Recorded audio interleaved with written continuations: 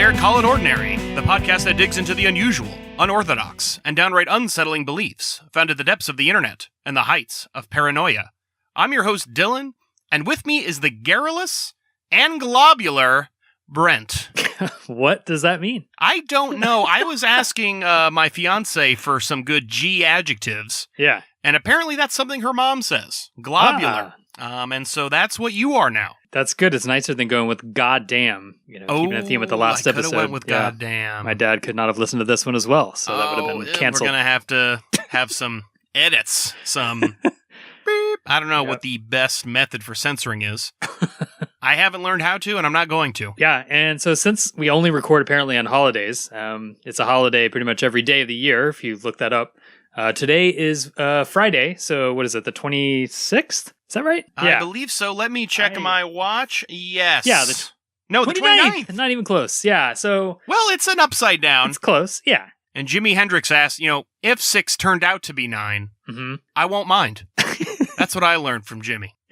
It's Hug Holiday. So, yeah. You have Hug Holiday Day written here. Yeah, that's what it said on the website you sent me, and then I looked at it and it said, what is on the 26th? And there it is. There's like 5 or 6. Yeah, so and it's not, I picked this we're not celebrating hugs, we're celebrating Hug Holidays then. Yeah, the holiday day. Okay. So it's a Hug Holiday Day. Holidays deserve a holiday. Yeah, I agree. Finally, breaking new ground here on None Dare Call It Ordinary. So what are we talking about this week? Well, we're finally doing it. We're finishing up our series on crystal healing. It's been a wild ride, and so we're going to end with some more of the science, or maybe pseudoscience would be a better term, behind crystal healing. But we thought, we've been hearing a lot of these eggheads, we've been hearing Indian Reiki Master and all these people just trying to tell us how they work, but we're sick of them. We want to know what the people have to say. And the best place to find the people is on the internet. That's right. So, we've learned a lot about how to take care of your crystals, how they protect and heal you, and what the Bible says about crystals. Not a fan. Not a fan. So that's wonderful, but you might be wondering, what are the people saying about crystals? And by people, of course, we mean a handful of people from the internet. Yeah, you haven't truly learned about a subject until you listen to what the mob has to say about it. Right. That's what I do. I go to the YouTube comments, mostly just read the comments. 4 or 5 pages of comments. You can't watch the videos. Yeah, you can't just do that. You're not going to get the truth that way. Even InfoWars, even if you're watching those InfoWars videos, that's true. Even that's propaganda. You got to go to the comments. They know what's going on. Straight to the comments. That's right. So if you go to ask.com, one what they're about. Oh, so that's where you make commands, right? You command people at ask.com. Yes. So you ask, and the question that was asked was why crystals have healing powers. Well, you'll get a variety of results. The first one is this fun one. This, like most other psionic topics, is widely debated. However, it is well known that they do work. The simplest answer is that nobody is really sure how they work, although there are many theories. You're going to see that the widely debated is going to come up a lot. That's a really good way. As long as a bunch of yokels on the internet are talking about something, it's now a widely debated topic, and then it must be important. But I have to admit, the first thing I thought of when I read this quote was StarCraft. And when you play the Protoss, they have psionic powers. but it gets even deeper, because in order to build buildings as the Protoss, you have to build pylons. And what are pylons made out of? Giant crystals. So StarCraft is occult demonic propaganda. That's really... Obviously. As we've learned, the Bible does not like the crystals. Yeah. Protoss like the crystals. Therefore, anti-Christian. Yep, that's exactly true. It couldn't be more true. No, it couldn't be. And that's just not your truth. That's the truth. Oh, yeah. So, yeah. So some of the results come up, such as how many types of healing crystals are there? Okay, well, a lot of questions about where the power plant in Pokemon crystal is at. So that didn't really, yeah. So I remember the power plant's a big deal. I remember when I first played, that's where you get Zapdos in Pokemon Red and Blue. First generation, best generation, as far as I'm concerned. And Zapdos is a pretty badass bird, so I get why people are interested in the power plant. Yeah, that's not like that's obviously way before Pokemon Go. I know nothing about Pokemon. Oh, yeah. I'm sorry to say. So I'm first of not cultured. all, for all of our, you're going to get corrected, so I'm going to do it for you. It's Pokemon. Oh, wow. Like you're eating Pokemon. poke, Yeah. and you're Jamaican, Makes so you add sense. the mon Okay. to it. But yeah, I mean, it's just a place, and there's good Pokemon there. That's really all there is to it. That's the beginning and the end of why it matters. Okay, so there's also another one here. It says, I no longer want my healing crystals, which is a question. Yeah, And you got to the get rid of them. Yeah, the answer, of course, is so throw them out. They're minerals and don't need to be disposed of in any particular manner.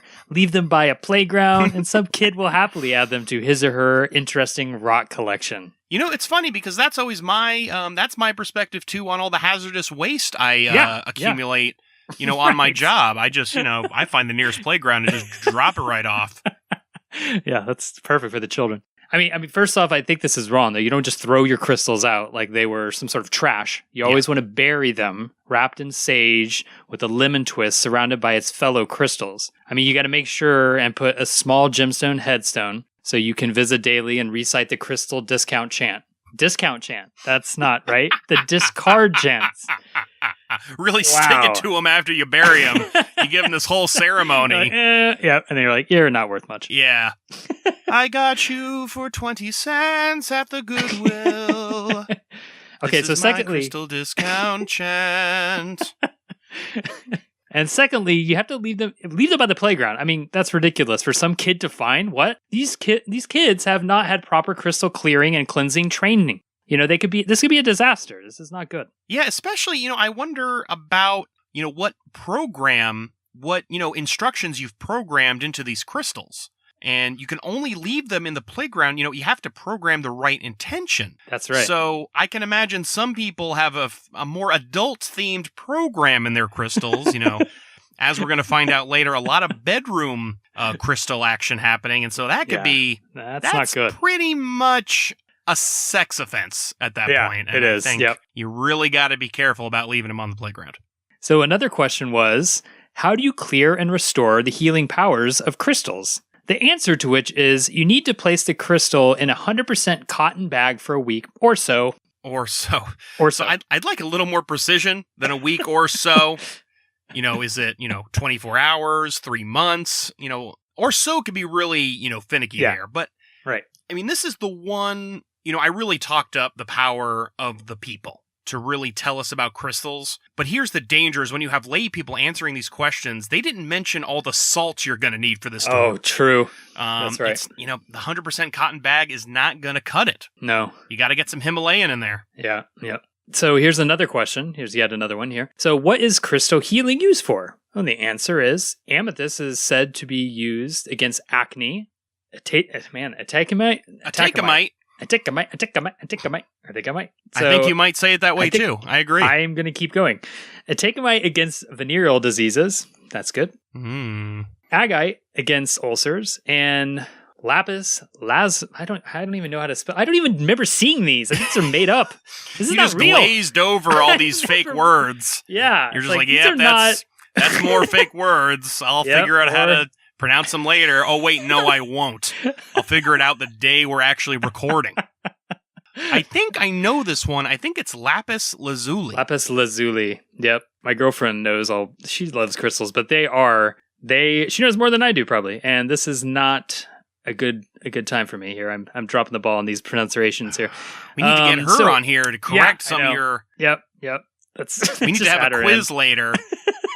Brent, who's been studying this topic ferociously for weeks, I've never seen versus your girlfriend in my life, who just has years of experience. Yep. The lapis lazuli against lazuli is better. Lazuli does sound a lot better. I like it better. Yeah, against stroke symptoms, and crystals may also be used to counter environmental hazards. And so we spent so long pronouncing it lapis lazuli, as we're going to say, only stroke symptoms, doesn't deal with the stroke itself.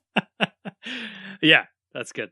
So you can forget the brave crystal workers that came to the aid of Hurricane Harvey victims, I think. I don't know. Oh, yeah. They're definitely countering some environmental hazards. I was also thinking something more, much simpler, like, cat allergies. It's those indoor environmental hazards we really need to focus on. Yeah, that's true. So lastly, I'll share my favorite answer to the question, what are the powers of different crystals? Answer, there is no evidence that crystals have any powers. However, it would depend on your own gullibility and which charlatan you care to ask. According to that one Christian guy we talked about last time, he would agree with this. Yeah, that's right. I like it. The Christians Maybe that's him and actually the making that comment. anti-pseudoscience people coming together. Yes. It's a beautiful thing to see. It is. Now let's go to Quora, where the question was posed, what healing crystals help with hopelessness, regret, trouble, letting go of things, loneliness, and concentration? I could use some of that right now.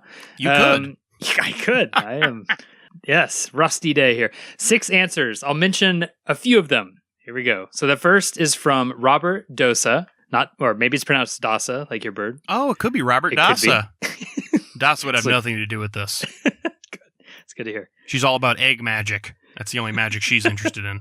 So Robert Dasa is a crystal Reiki master / teacher, holistic coach, and light worker. Oh, light worker. That's a pretty good euphemism for a guy who sets up lights for concerts.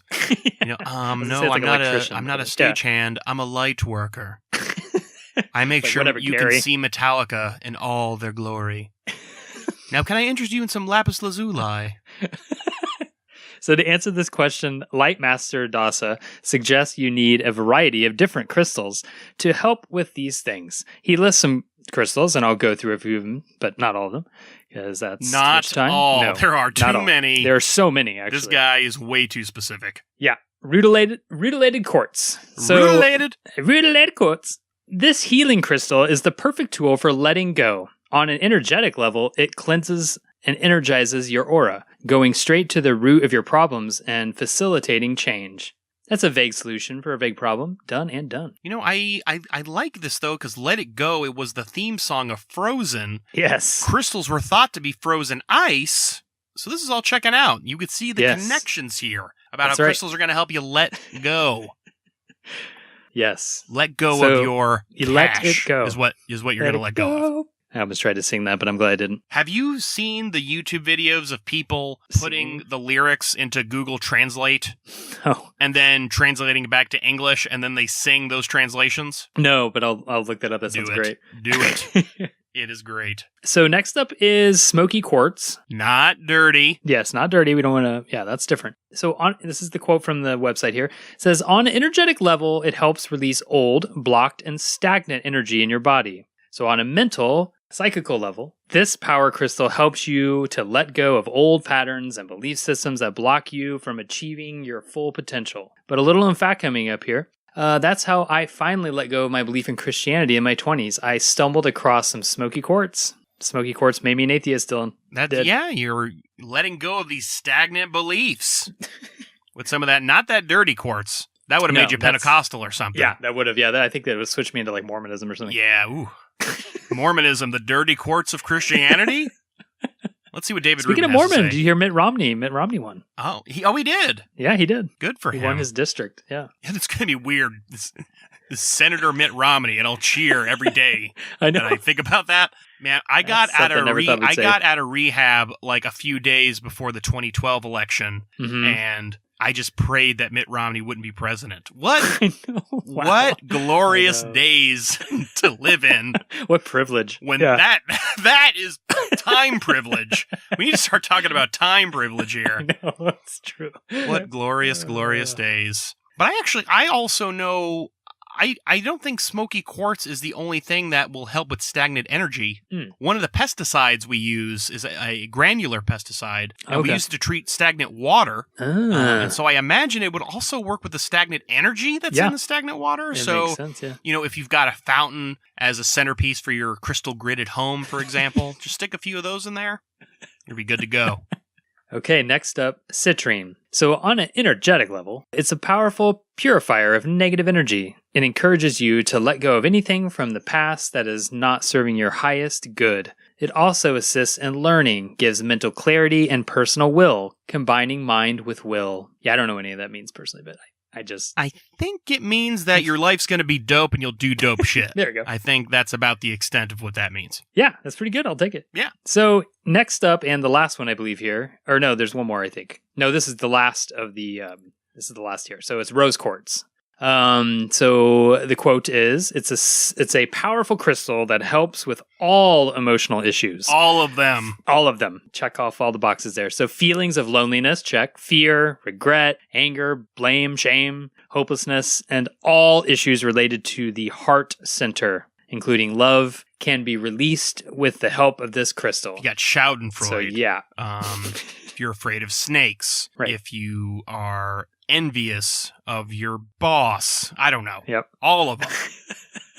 And however, I do not recommend using rose quartz alone in this process, as what it does is bring the negative emotions to the surface in order to be released. You got to bring it out first. Sometimes this, quote, nuclear bomb of feelings can be overwhelming. Therefore, this crystal needs to be used in combination with a green colored crystal that is used to release the negative emotions. Now, he recommends green aventurine as it is the most powerful healing crystal. Solid advice. Solid advice. I prefer Krypton, which is not real. So, oh, yeah. Yeah, use that. It's Krypton, non-existent. not Krypton, that's the planet. What am I The fact that it's non-existent gives it a lot of power, I would imagine. It does, yeah. That's like, ooh, maybe that'll be something we should pay attention to. Exactly. So, where do I begin with this statement? I'm trying to break this down. It says, I'm not an expert on the heart center personally, but why is love something you want to get rid of with all these other negative emotions? I mean, I do enjoy the use of the phrase nuclear bomb, though, when describing a bunch of emotions rising. You may want to build a fallout shelter, my dear, because I'm having a nervous breakdown, something like that. Are those lyrics from your old emo band? It is, actually. I'm actually reading my MySpace. So this is... This is straight up, this is early August lyrics, everybody. You can find us still on MySpace. At least my old band, we were fucking badass or sang about badass shit.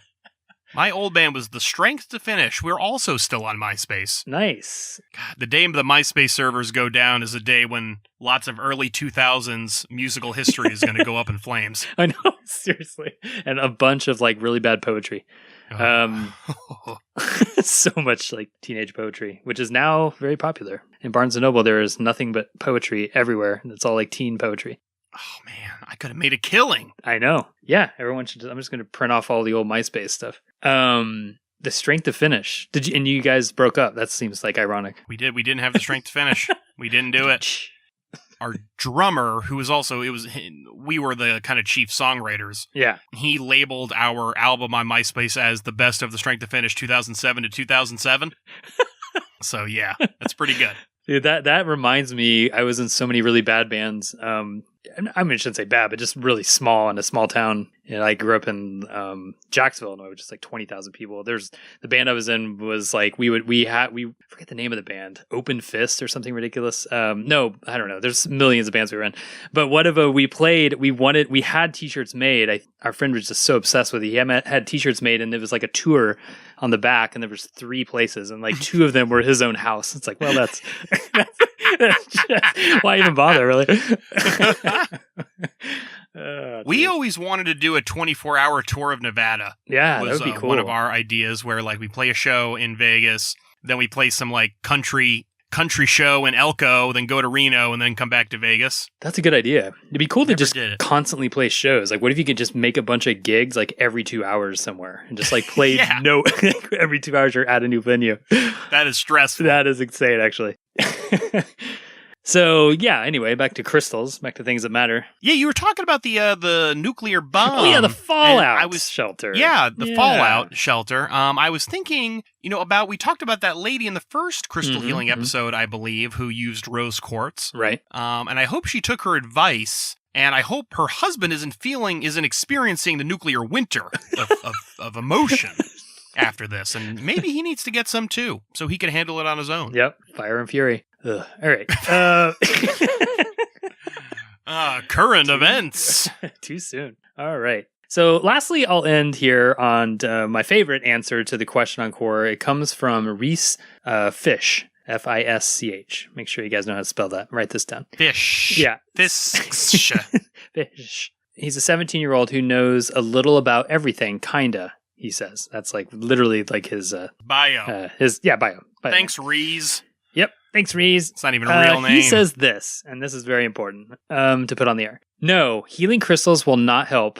Just a scam and a myth. Try talking to someone about the depression you're facing. Try to look up and see into the future and do your best every day. Okay, so wait a minute. So we're going to be all skeptical, but then we're going to look into the future? Yeah, I know. Come on, Reese Fisks. So what's next here? Science? We finally got some truth on this podcast. We've listened to the people, but, that was the amuse-bouche of knowledge that we're going to drop on you. Now we're going to get back into the science, and that's science with a question mark. So we're going to start with Judy Hall.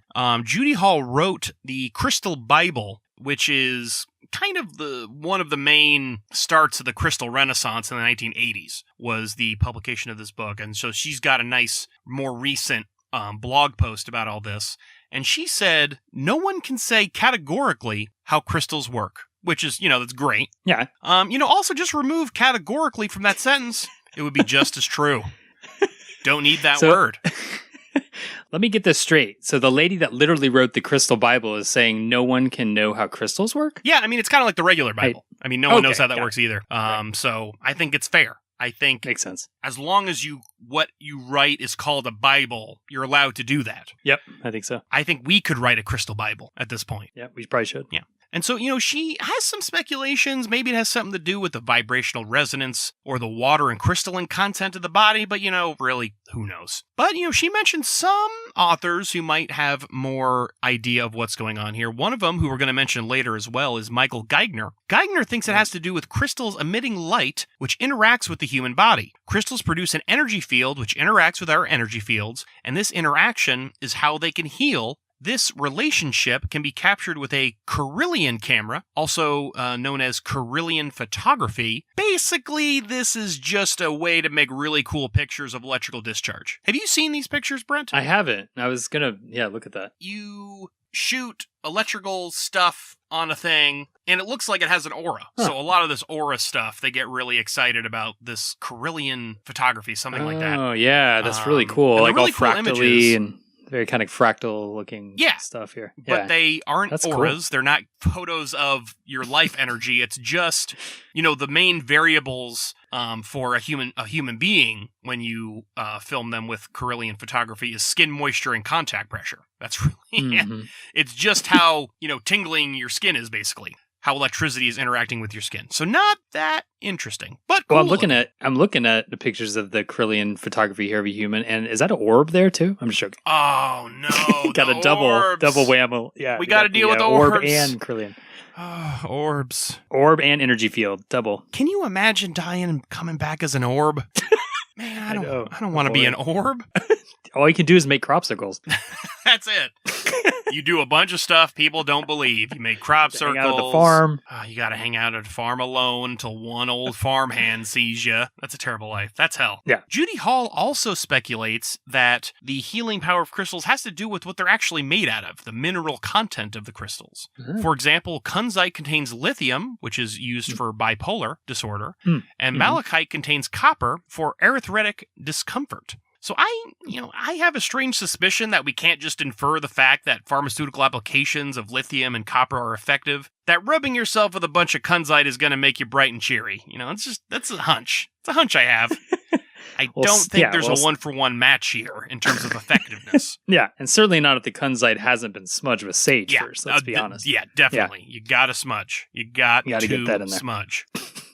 Going back to Geigner also says, as we've already noted, that crystals contain information and radiate energy. So we would want to know what the connection is between these two things.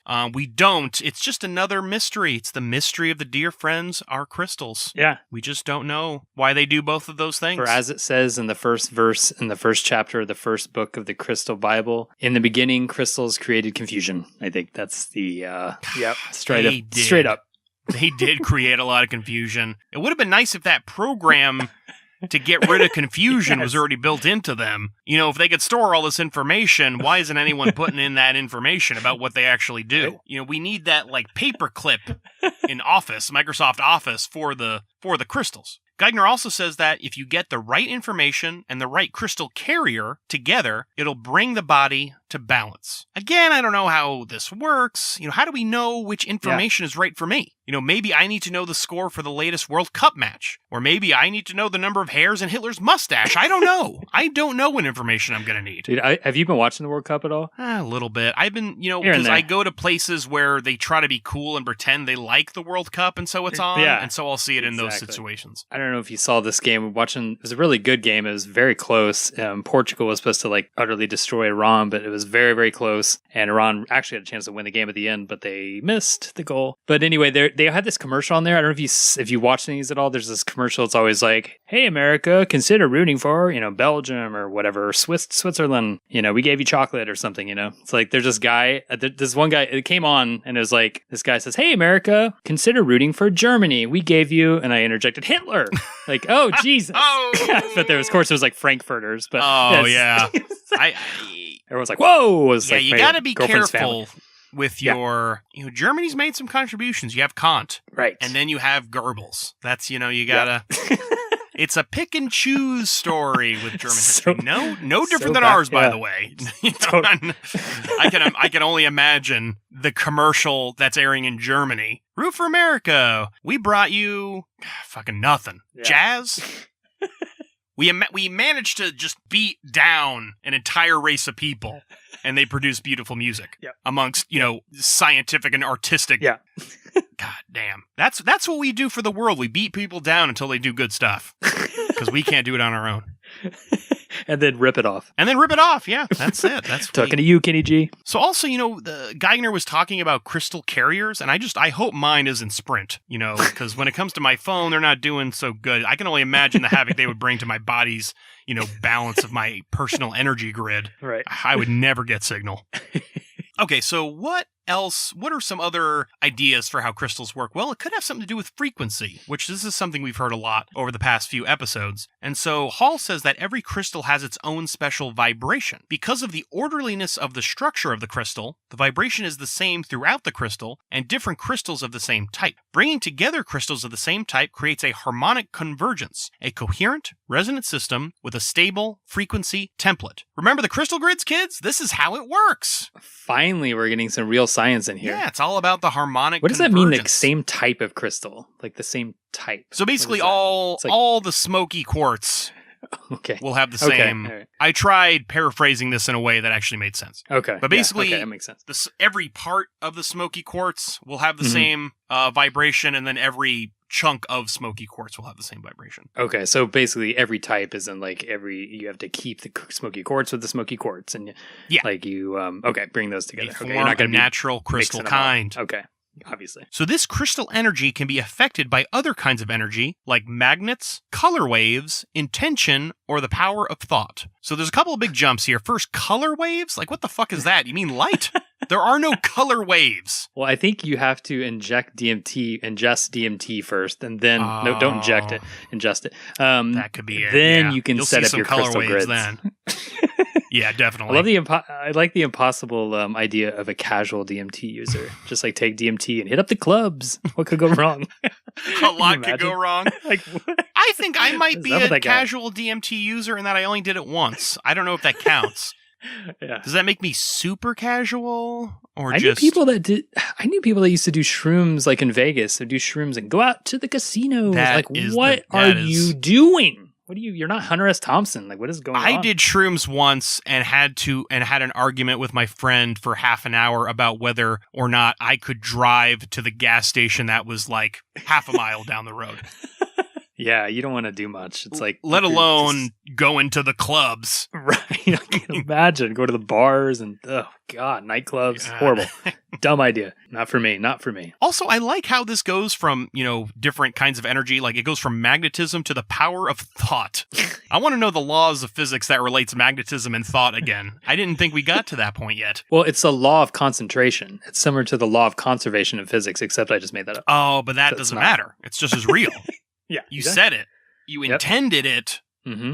And so it's Type real. of intent behind it. Yep. All right, so, we've been talking about science. So let's go back to Einstein and quantum physics. So this is Judy Hall is going to give us the real deal stuff here. Nice. So Einstein talked about a unified field theory. So I'm not a physicist, but basically this is one physical theory that incorporates all the forces we know about. And it's going to, take all the forces that are talked about in relativity, the science of relativity, and quantum mechanics. And you get one theory that's compatible with everything, and it'll be great. Okay, Dylan, let's pump the brakes here. This isn't Radiolab. Oh, I'm sorry. I get so excited about unified field theory. But sadly, Einstein, we think he's impressive. He's not. He was actually 1,000 years too late because the Mundaka Upanishad had it all figured out, as Judy Hall explains here. The sparks, though of one nature with the fire, leap from it. Uncounted beings leap from the everlasting. But these, my son, merge into it again. The everlasting is shapeless, birthless, breathless, mindless, above everything, outside everything, inside everything. Hall says this sounds exactly like the quantum physicist's perspective on the universe. I say yes, except minus the calculus and the quantum physics. I think those are the two things that are missing from this quote. Yes, and minus every word in that sentence. Other than that, I think we maybe are onto something. Yeah, if you took every word in that sentence and replaced it with other words, you could be getting there. Yeah, you might. All right, so enough about Hall and Geithner. So now we have Mark Hubbs on Remedy Grove talking about crystal data storage. Is that Bohemian Grove? It is not Bohemian Grove. I don't think. They probably do this at the Bohemian Grove. Definitely. They've got that owl statue. Yeah. Moloch? Is that what it is? Yeah, I think so. And Moloch. I know Nixon didn't like it. Nixon went and he wasn't impressed. We've had 2 Quaker presidents. Ah, yes. One of them was Nixon. So random. The other one, Herbert Hoover. Not the best track record for the Quakers, unfortunately. They're pretty groovy people, but once you get them into office, not so good. Not so good. So Mark Hubbs says that crystals like quartz are used to build microchips, which can store information even when they're turned off. Therefore, they can also store information in chunk form if you just think about it really hard. I mean, really, it's the same application. And so Mark Hubbs, he gives us some of the kind of bright lights in crystal theorizing. First is Marcel Vogel, who was an IBM research scientist for nearly 30 years, and he had all sorts of cool patents, including a magnetic coating for 24-inch hard drives, phosphor technology, and liquid crystal systems. So he had some real scientific background. He's no lightweight. He also had some weird ideas about geometry. He thought a certain crystal shape caused the flow and accumulation of health-promoting life force energy in the form of negative ions, which, I would have hoped they were positive ions. This sounds a little too much like the dark side of the force for me. Negative ions? I don't want that. And also, the Tree of Life in Kabbalah has something to do with this geometry stuff, which is great. That's just, great. Does Kabbalah water make an appearance at all? No, but magic water does. Oh. We're definitely getting into water, just not the Kabbalah water.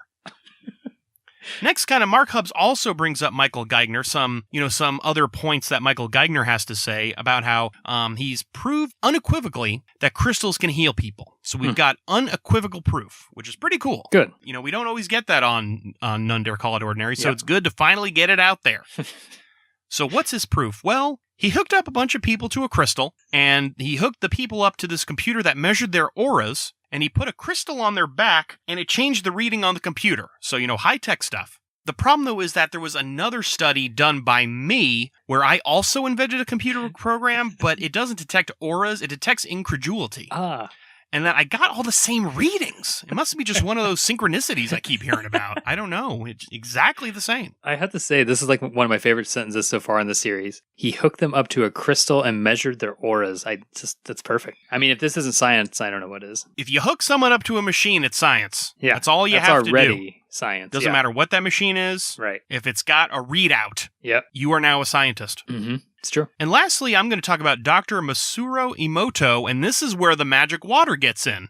You may have heard, I don't know if you've heard about this. I've heard about this before, Brent. I have. About his crystal water stuff. So basically, this is what he did. Dr. Emoto, he performed these experiments on water. So in one, he played either happy or sad music to water and then froze it. Happy water made nice crystals, and sad water made ugly crystals. That sounds perfectly legit. I mean, I am curious though what a form of crystal would take if you played like Meshuggah or some like metal band to it. Oh, It's that's just like, definitely okay, the sad that's- music yeah, you would okay. get. Yeah. The crystal, it more wouldn't even rage and freeze. anger. It would just evaporate. It would do the opposite. It was just so terrified. But also, instead of just music, he also used happy and sad words. So he like wrote happy words like, love and peace on pieces of paper and put them in the water and froze them again. Same experiment.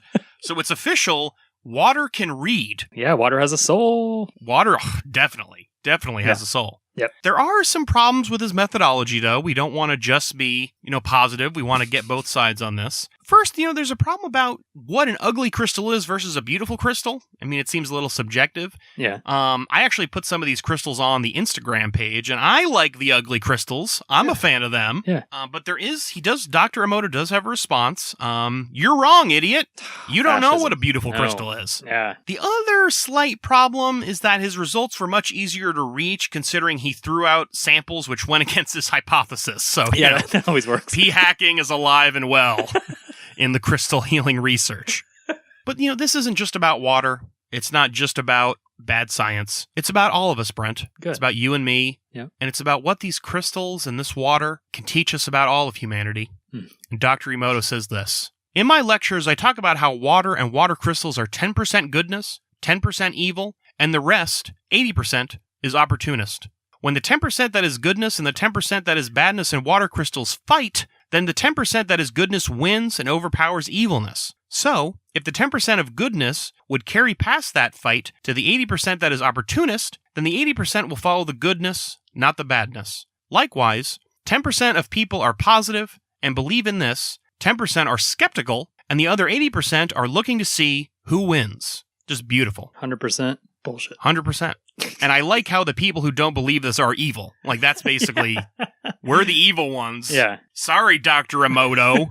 Gee whiz. I think he was featured on that one goofy documentary, What the Bleep Do We Know? I want to say I think you're right. Yeah. I think you're right about that. That's where I recognize his name, and then I was like, oh yeah, that guy. I remember the books, too. I've looked at his books.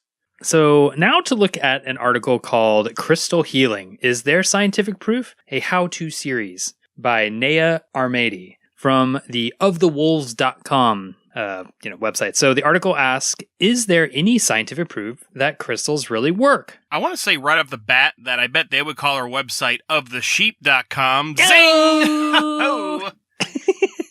I think you're right. The article states that quartz crystal has properties such as piezoelectricity, which is an electric charge that accumulates in specific solid materials such as crystals. This is in response to applied mechanical stress. The term itself means electricity resulting from latent heat and pressure. Yeah, basically, if you punch it, it'll shock you. Yeah, exactly. It converts mechanical into electrical. So, Armadi explains that we know crystals can store huge amounts of data, and that crystals are used in everything from computer chips to cars to watches, etc. The article goes on to explain that quantum mechanics has now confirmed what metaphysicians have been saying all along, that everything is energy. So, I mean, this is a little oversimplistic, but let's just let that slide for now, okay? She's just keep going. Condense things for our audience. That's right. The article then finishes this paragraph with this sentence. It is also understood that minerals do not need to be specifically ingested to be effective, and that healing is even possible across time and space. I don't know if you can spot where the author goes off the rails. I think it's the time and space part. Yeah. Yeah. Also, it's New Agers, not metaphysicians. Yes. They malign us for so long. We have to deal with so much. We don't even believe we're right.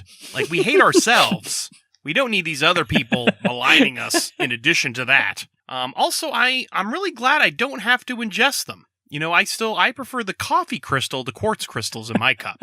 Yes. So I'm glad I could just stay with that. So I love this next quote. It says, yet even beyond the science-y stuff, I believe there is a simpler answer to why crystals work. The science-y stuff. Ugh. I just had an interview for a job in a lab, which I actually got the job, and I really should. Yeah, Brent's working. Yeah, fuck retail. And I am finally, and I should have used that phrase actually. I was like, so besides all the science-y stuff, is there anything else I can be working on here in the lab? So hired. We don't need any more. You can be the janitor. Not a lot of science there. Yeah, when I think of like a sciencey kind of job, you know, if I was being interviewed for your position, I'd be like, do I get to set stuff on fire or fire a laser at any point? You know, that's the kind of profession I'm looking to get into. You know, that's what I would want to know at the lab. Can I do any of that? Yeah. So he states that all human beings are empathetic to some degree, and which I'm pretty sure is incorrect, actually. But well, there is a degree at zero degrees empathic, I think. It's still a degree of being empathic. Yeah. So we pick up energetically, great word choice there, I like that, from other humans, from our surroundings, from our interactions and situations we find ourselves in daily. So the author continues on about how we pick up on people's, quote, energies when they are happy, sad, judgmental, or kind, whatever. So we bond and acclimate with the energies around us. So if those energies are high, clear, beautiful, and positive, we are naturally going to feel good. So I don't know, it's like a whole paragraph to say you're a member of a social species affected by the moods of other fellow humans. Yep. Sometimes the most insightful prose, though, is the longest prose. Oh, so you needed that entire notes. paragraph. Yeah. So the next paragraph gets us back to the crystals here, where, you know, it belongs. So crystals serve as teachers, showing us an example or template to attune our own behavior. Within their structure, they carry the pattern of perfection, which represents the purest form of an idea or feeling. So, you know, sadly, these poor crystals teachers in our inner cities aren't getting the pay they deserve for the work they do. So yeah, they should. They undulate daily, their birefringence is off the charts, and their pleocroism serves a reminder that we should all look up to these brave crystal teachers. That's a little, if there is any fellow geology majors out there, they would know what that means. There aren't.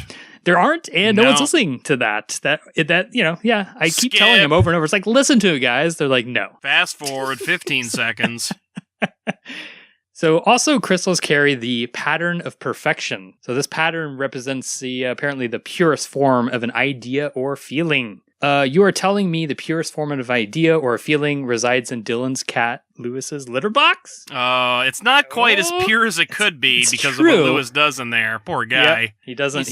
Well, he smudges. It's just not with sage. Yeah, it's definitely not sage. Poor guy. We got to bring him back to the vet on Monday. Automatic smudge. Automatic smudge. Poor Lewis.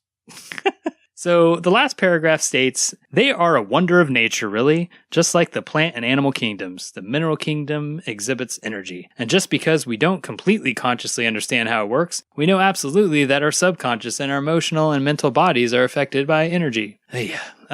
So comparing animal and plant energy, whatever that means, to crystal energy, whatever that means as well, is something no one does except maybe the authors of the Wolves of the Wolves.com. And just because we don't completely consciously understand how it works. So it says we know absolutely. So I mean it's like, well, strong assurance there with no source cited. Imagine that. Don't need it. Don't need that.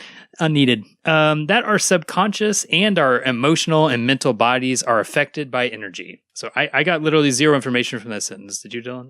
I did get the triviality that if I stick a fork in an outlet, it's going to hurt. Therefore, my mental body is affected by energy. Therefore, this guy knows what's going on. So I also, he says don't consciously know X. It's not the opposite of knowing that subconsciously X. This is some tricky sleight of hand on this guy. He's switching things around, which I'm not a fan of.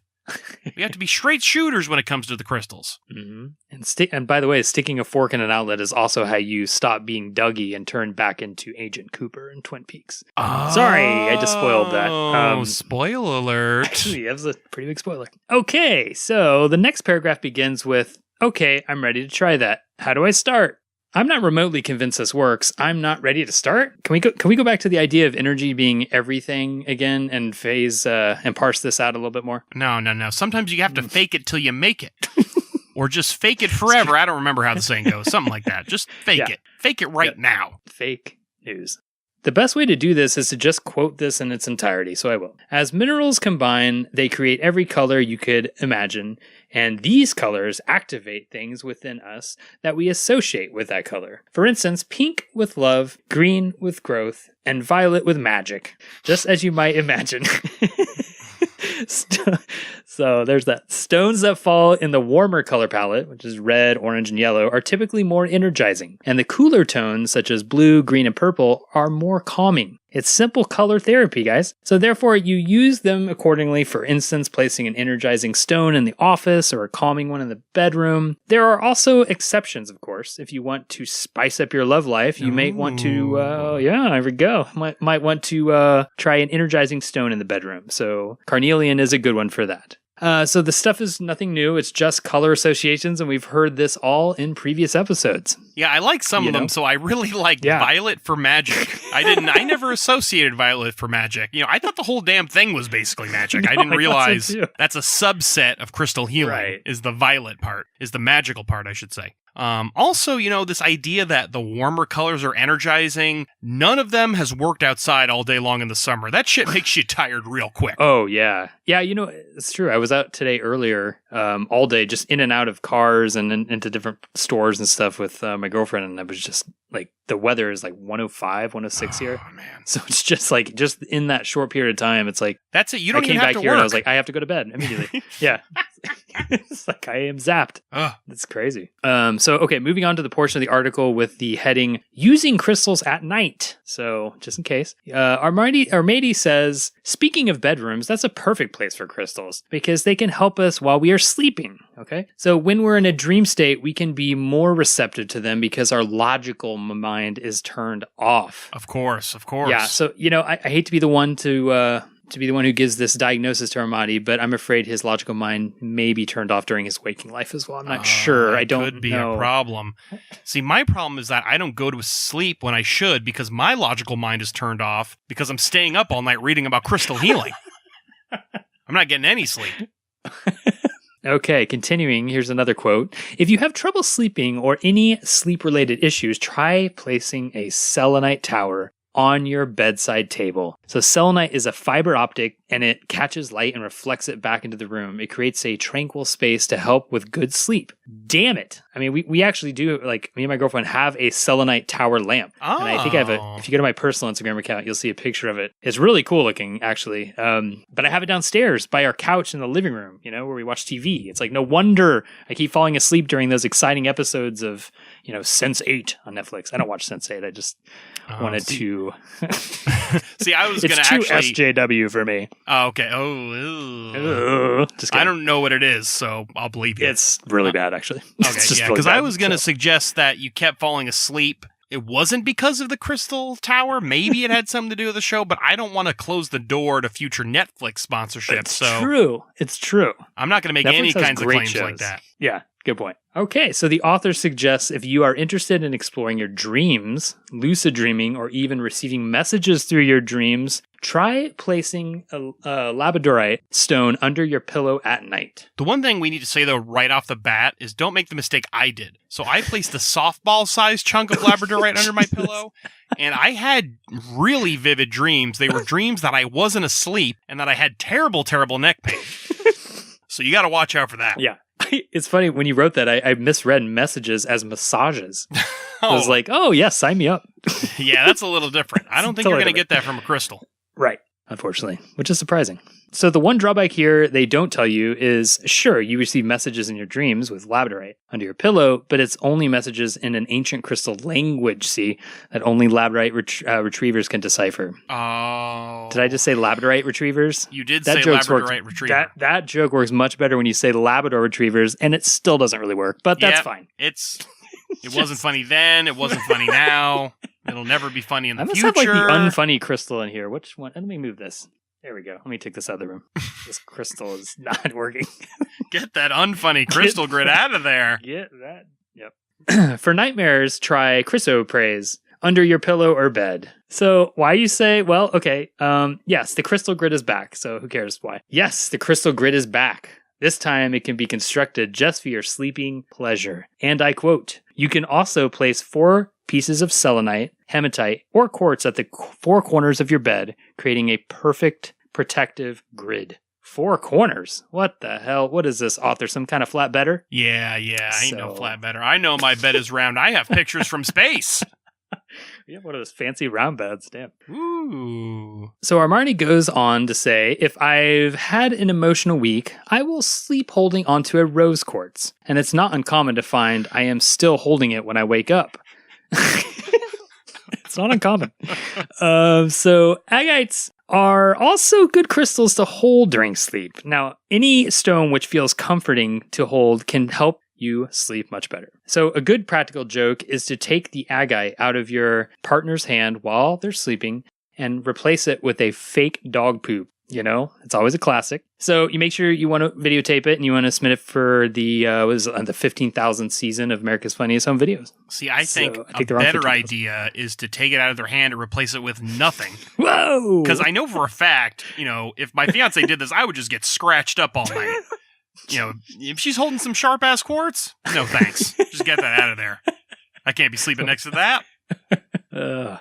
So if you have an issue with continually waking up throughout the night, the author suggests putting a grounding stone at the base of your bed, such as garnet, a jasper, or black tourmaline. I mean, this makes sense, you know. You need a grounding stone. You can't go to sleep if you keep floating away. Yeah, that's so true. So if you are poor and can't afford these crystals, sorry, you don't get to sleep. You don't deserve it. Yeah, it's true. The poor don't deserve sleep. So I hear you can get crystals illegally, though, pretty cheaply these days through the black tourmaline market. Oh!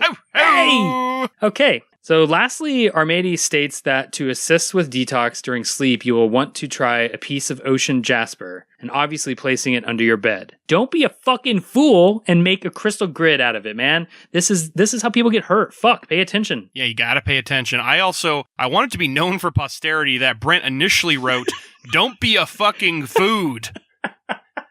And that seems more true. I think it does. That's what he should have said. I don't know why he corrected himself. If it wasn't for your editing magic, we would have heard that. I almost said that in real time. And I also, I was inspired by one of our great presidential quotes in history from President George W. Bush, and when he said, "I know how hard it is for you to put food on your family." I don't know if you remember that. I do remember that. I mean, don't you actually miss the goofy Bushisms of yesteryear over the mean-spirited gibberish from this year? Oh my God. I never thought I'd say it, but that I miss George W. Bush. But man, or Mitt Romney for that matter. Man, Mitt Romney, President Romney. Oh God, wouldn't that be wonderful? Armady goes on to say, make sure and rinse it off and recharge it with 20 minutes of sunlight every week or so. You got to put the or so in there. So, okay. I think we're getting way far ahead of ourselves here. And Armady is just saying whatever comes in his mind. Okay, so listen, can we just go back to the beginning of this article? Let's discuss how everything is made up of energy and how crystals have properties such as piezoelectricity. No. This is simple crystal healing 101. We've already covered all of this. That's true. Rinsing, recharging, sunlight. We know all this. The listeners are bored with it by now. Yeah, I think you're right. This is the last episode. This is the end. This is it. This is Geology 103. Yeah, this is exactly. So all these methods are cumulative. So fortunately, there is not much that you have to do other than simply place the stones, be receptive to them, and let them get to work. It's almost like nothing is happening at all. It's pretty amazing. It's amazing how many powers nothingness has. It gets so much accomplished. So, okay, in the last paragraph, Armady gives us a nice summary of what we've learned so far. He says, remember that this is an energetic exchange, which means that you can care for your stones by keeping them clean, by charging them from time to time on your altar, or by lighting a candle and placing them around it. The best results will come when you remember to make time for gratitude every day. What the fuck? Like, you're okay. You're going to go leave us hanging here with the bringing up this briefly flippant statement about lighting candles and placing them around crystals. Well, this is new. Yeah, I can't think of anything more disrespectful to crystals. They need sunlight. You might as well feed your cat fake food if you're going to, just light a candle next to a crystal and expect that to recharge it. So, okay, we'll move on to the next article. I think we've exhausted Armady for now. So the next article is titled, Is Science Finally Catching Up to What the Ancients Knew About Crystals? Already brilliant. By Dr. Kelly Neff from the mindunleashed.com. My guess is the answer is yes. It's good. It's a good guess. So the article starts off saying, despite the plethora of anecdotal evidence that exists on the healing powers of stones and crystals, the debate continues to rage in the scientific community over whether crystals actually have any real healing power. Okay, I personally wasn't aware that the debate on whether crystals can heal is currently raging in the scientific community. Oh, it's raging. I don't know. It's raging, is it? People are talking about it every day. Every scientist everywhere, all the time. Yes. So, I'm just a layman here, but I wasn't aware that these debates amongst physicists and, dark matter actually is, and all the existence of quantum gravity and all this stuff. But the crystal healing was the hot topic debated among these people. Okay. Let's learn something new every day, Well, I think scientific community just means anyone who talks about stuff. Yes, I think just stuff. It's raging amongst a certain subset of anyone who talks about stuff. That's definitely true. So Dr. Kelly Neff keeps it real, though. So she continues on. She keeps it real. She says, for example, a basic internet search reveals many articles claiming crystal healing to be a pseudoscience. In fact, one recent study argues, and she provides a link for the study, that crystals have absolutely no healing power and that the placebo effect accounts for people's healing experiences with them. So cheers, we have some science up in here. Oh, but not so fast. There's going to be more. That's not where the article ends? That's not the end. That's not the end of it. So Dr. Neff first explains she is a trained research scientist. Okay, so far so good. And as such, she's naturally curious and skeptical about everything in life, so she says. Okay, so good. She loved crystals and rocks when she was a kid, but was distracted from crystal power by getting her doctorate. I love that. That can be really distracting, to be fair. That's true. Yep. It's powerful energies. By the way, she has her PhD in psychology. So she says she does not, however, have a degree in crystal healing. So, take with what she says a grain of salt, grain of Himalayan salt. She can tell us about the crystal thought forms, though. It's got the word thought in there. That's true. Yeah. That's a good point. Also, one thing I just really want to hammer home, there's no such thing as just being a scientist, like a general all-purpose scientist where you're trained as a scientist. If you have a PhD, that means you have the entirety of human knowledge about the tiniest little thing. That's what a PhD is. Yeah, it actually gets more and more specific the more education you get. Yeah, exactly. Yeah. And you don't know anything beyond that. You don't know anything. Mm-hmm. So I just feel... Yeah, that's perfect. Just because someone has a PhD. There's actually a really cool graphic somebody made about, what a PhD is, and it was a circle of knowledge. And how basically, when you get your undergraduate degree, you increase your knowledge in basically all domains, and then a PhD is just a spike. A really small little spike. That's all it is. Yeah, but a really distinct literally spike. Everything about one baby little topic. Right.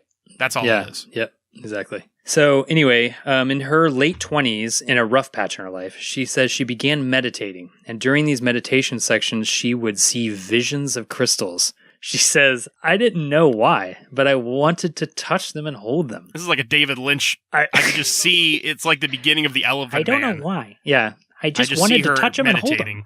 Yeah. And just the crystals appearing and speaking to her in ancient tongues. Oh, God.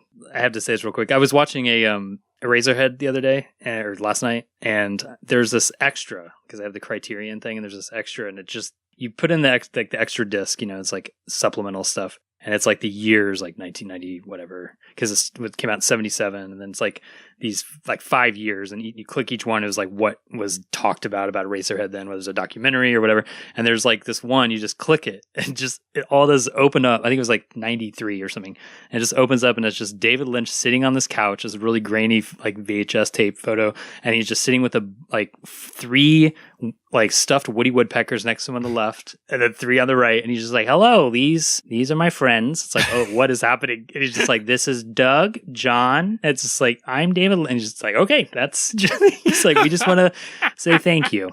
Okay, that's it. Just But anyway, those are that's definitely a very Lynch thing to have, crystals while meditating. Yeah. Okay, so from what I know, I don't know a lot about meditation. I've done a little bit, but I think she's doing meditation wrong. If she's seeing crystals, crystals, you're thinking, and you're not really supposed to be thinking, I think, during meditation. But whatever. So it's the goal. The goal of meditation is to completely clear yourself of thought, apparently. So she's got some crystal mind clutter going on there, I think. So, okay, she says that she just brushes aside as hallucinations with nothing meaningful. Yeah, that sounds right. I think, yeah. Yeah, that's about right. Just because you see something in your mind doesn't always mean it's real. So good for her. It's weird how that works. And here we see the downward spiral of a once skeptic and scientifically minded Dr. Kelly Neff. Here we go. So she says, about 6 months later, my boyfriend Jimmy Ohm took me to a crystal healing course taught by a Reiki master, Theo Lee, who walked us through a bunch of different stones, and he allowing us to hold them and perceive their energies. I like Jimmy Ohm. Jimmy Ohm sounds like a young electricity-wielding superhero. Like Radioactive Boy or something like that. And then like later on, they'll have like a more grizzled version named James. I'm James Ohm.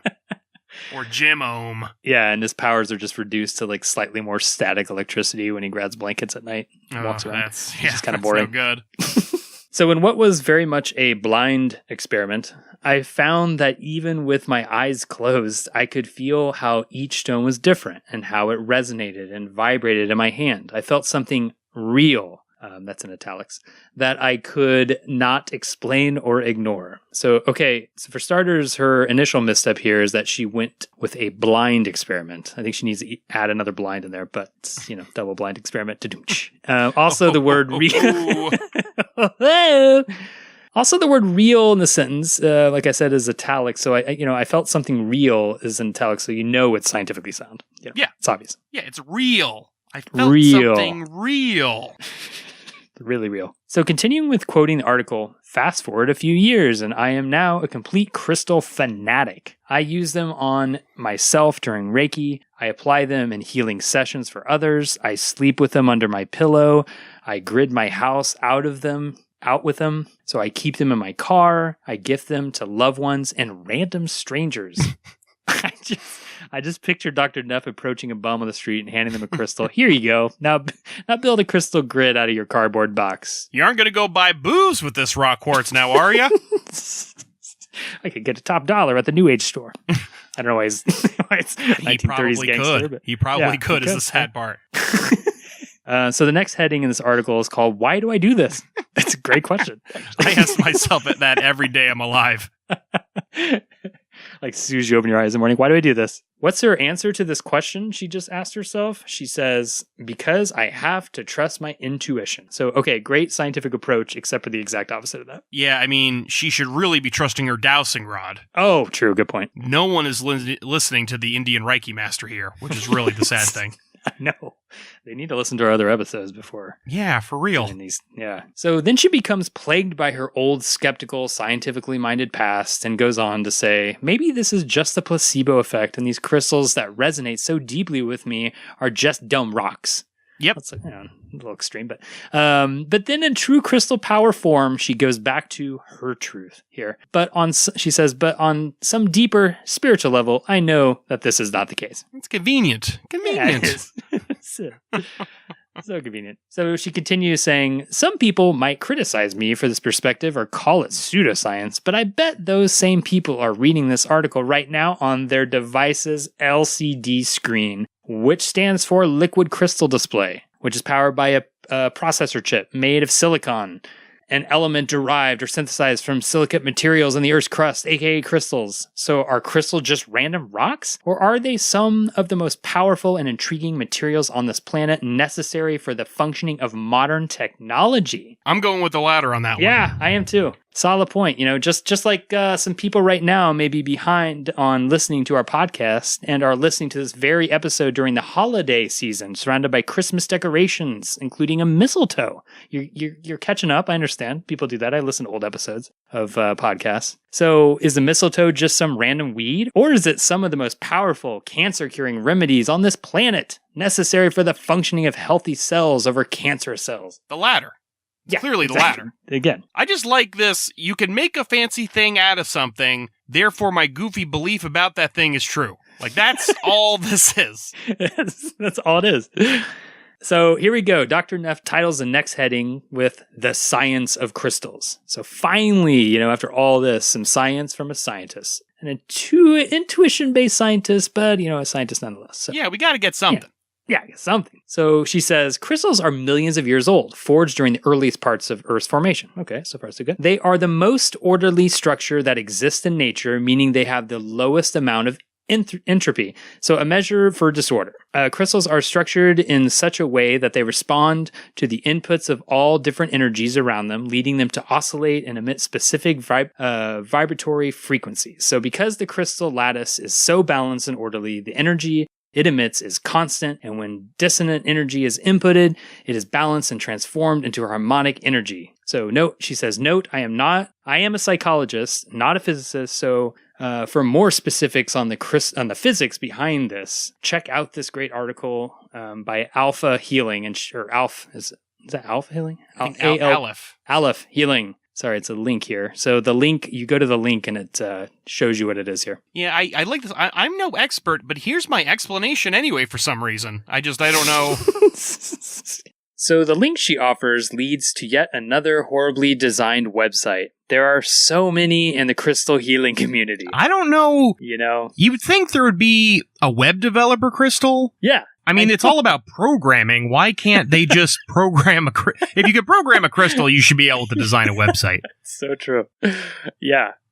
So anyway, she offers this link, and you go to this thing, but you go to the link. It doesn't really speak to the physics of the crystals, but just more of the crystal healy-feelies. Oh, the healy-feelies back. Bringing back the healy-feelies. Back from the dead. You got to have them. Okay, so no science so far under the Science of Crystals heading in the article, so we're going to move on from that. Yeah, you would have thought you'd have the science there. I don't... It's a work in progress. I mean, it's a work in progress, Yeah. I'll give that to her. Continued. Yeah. Yeah. She goes on in the article to talk about how crystals are used in our modern technology. Of course, she name drops Nikola Tesla because, what's a good article on crystal healing without dragging poor old Tesla into it, Yeah, this seems every, renegade scientist. Anytime, you gotta bring in Tesla. That's the only... They don't really talk too much about, his, death ray weapon ideas. That gets left out of the discussion of Tesla. He was just some hippie who talked to aliens and had weird ideas about electricity. This is also a common... I mean, we've seen this already about the crystals used in modern technology, about how this is the gateway drug to crystal healing. It's if I use quartz to make a computer, I can use quartz to get rid of my headaches, to cure my athlete's foot. It could do anything. Yeah, it's let's just settle down with the quartz. Can't do everything. Yeah, it can't, Surprisingly. It makes computers. Isn't that enough? Yeah, isn't that enough? We ask far too much of quartz. It makes so the computers that you do your wonderful websites on, Come on. Yeah, they let you make the crystal healing website. That's all they need to do. That's the best quartz can do. So she asks, and I'll quote her here, she asks, why do crystals seem to have an impact on spiritual growth? The answer comes in the form of energy, frequency, and vibration. So this is where she says, Tesla says these are the key factors in understanding the universe. Oh, of course. Yeah, of course. That's all that needs to be said. Obvious. I mean, it just displays itself. Yep.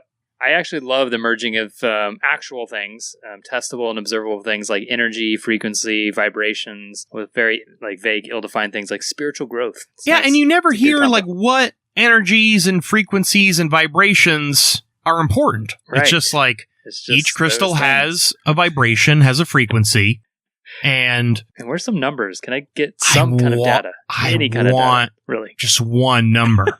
That's all I want is just one number to just tie this whole thing together. Give me something that I can grasp onto. I would love some laws. Give me some laws of nature about crystal healing. So she reminds us to recall under the Science of Crystals section that she talked about oscillating vibrations and frequencies of crystals and how the human body also vibrates, as do the chakras, so that when we come into contact with crystals, the crystal's vibrations interacts with the vibrations of the cells within our own bodies. Man, wouldn't that be annoying if your chakras were vibrating constantly? It would. And your different chakras obviously have different vibrations. Yeah. I could just imagine... That's why I can't dance. Yep. It's all the different vibrations. I can't deal with it. And to offer evidence for this claim, she cited a new peer-reviewed study from a scientific journal called... Oh, I'm just kidding. She pulled this out of her ass. Oh, that's the... That's actually the name. Yeah, that's the actual name of the journal. That's an unknown one. Oh, I haven't... Can you find that one on JSTOR? I think so. Will Google Scholar pull that one up? Yeah, I haven't think it will. encountered that one yet. We'll have to look go into deep it. into the Google Scholar, but it's in there. I bet It's way I bet inside. it's like triple peer reviewed. I bet it's really hard. It's like 2 peer reviewed, actually. It's like a little too two much. peer reviewed. Like lay off with the peers. Too many peers. It just disintegrates. Like, all right, just All right. 120 of your peers will review your work. And For if 100 one of years. them doesn't like it, you're out. That's all it takes. 2 peer-reviewed. So Dr. Neff goes into this article discussing ancient knowledge of the power of crystals, and most of this would be review since we actually have covered this in our first episode on crystal healing, the series we have. So that's it. I think that's it. So we're done with crystals forever! Or are we actually? Ooh, mysterious. Well, Is it just as mysterious as anything? it's a else? bit mysterious. There is a crystal involved. Ooh. Maybe a certain Steven Spielberg Oh. movie that was critically acclaimed and that you all enjoyed it. I believe it won it won the next 5 Oscars for Best Picture. It was for sure. so Yep. just the pure artistry. Yeah. They said the next 5 Best Picture Oscars Yep. go to this particular film. Yeah. It's like, and it was like Interstellar. It was based on, just they fact checked it. They released a science book of the science of Yes. this. It's very science heavy too. So Yeah, it's they tons of numbers, lots of numbers, lots of tables and yep. so much statistical significance, and there's a couple of multivariable regressions Yep. in Oh, yeah, a there. couple. I mean, it's glorious. It's truly glorious, and I hope you're all excited for that. And with that, we are done. So, Brent, what did you learn from this week's episode? Well, What knowledge filled your head? Well, I'll tell you. It was mostly the thing that I remember most was the Dr. Emoto water crystal segment. Ah, if you remember. yes. The happy and sad? Yes, that Water. guy. Yep, Emoto. Let's do an emo band with him. Maybe I don't know. Emojio. Emojio. Oh. And I also, reading. I remember that I was like, I didn't realize water could read or had a soul. So Yep. that's good. I mean, it's crystal, Yeah, so yep. So I should have it assumed. just follows. immediately. Also, big fan of using percentages to sound sciencey without really doing any science or having numbers really mean anything. Like, remember he's like 80%. There was numbers. If we remember, we were asking. Yeah, there was. Remember he's like 80% yeah, you're right. goodness, 80% Dr. goodness of Emoto, water crystals. I think it was. I don't know if it was 80. I thought it was 10%. I think you're right. Yeah, I think it's 10% I think it's 10. goodness, Yep. 10% evil, and then 80% opportunist. Just like us. Yeah. I think we're definitely in the opportunist camp. I'm going to go either way. That's right. Whatever gets a laugh out of people. That's really the opportunity I'm waiting for in this episode. And what about you? Anything stand out to you? What stood out to me is, again, what I just said. This isn't good fan fiction. This isn't. I wanted real pseudoscience. I wanted laws of crystal nature. Yeah. That's really what I wanted. I was really excited digging into this topic that we're going to get, these frequencies. So between, X and Y hertz, Yep. that's the happiness range. And then, it just isn't there. No. And it's really disappointing. It's just frequencies and vibrations without giving me, I want the stuff. Yeah. I want somebody. I mean, I think that might be a good avenue for us. Yeah, I think you're right. I think we can get into that game, really make this scientific. We can make fun of all the other crystal people. Right.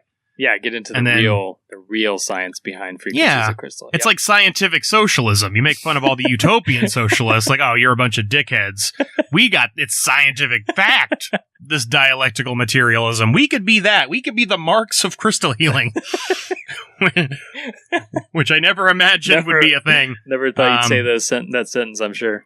But it clearly is. And we clearly could be. Let's hope.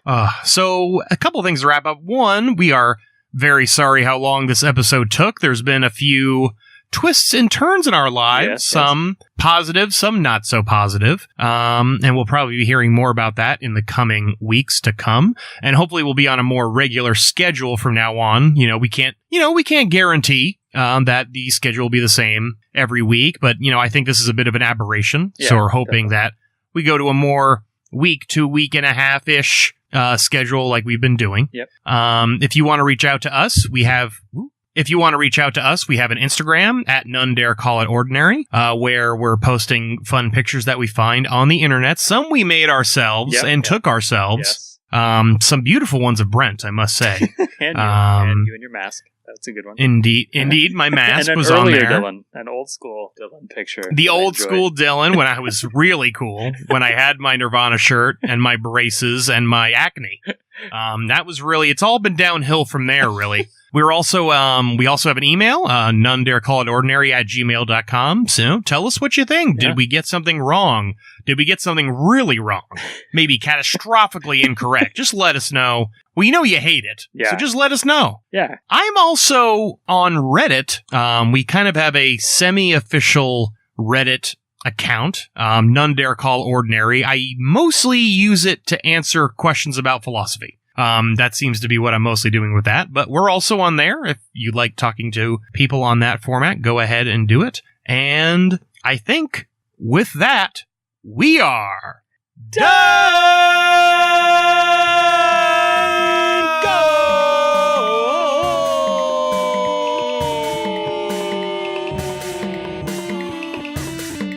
Crystals! Send us your frequencies.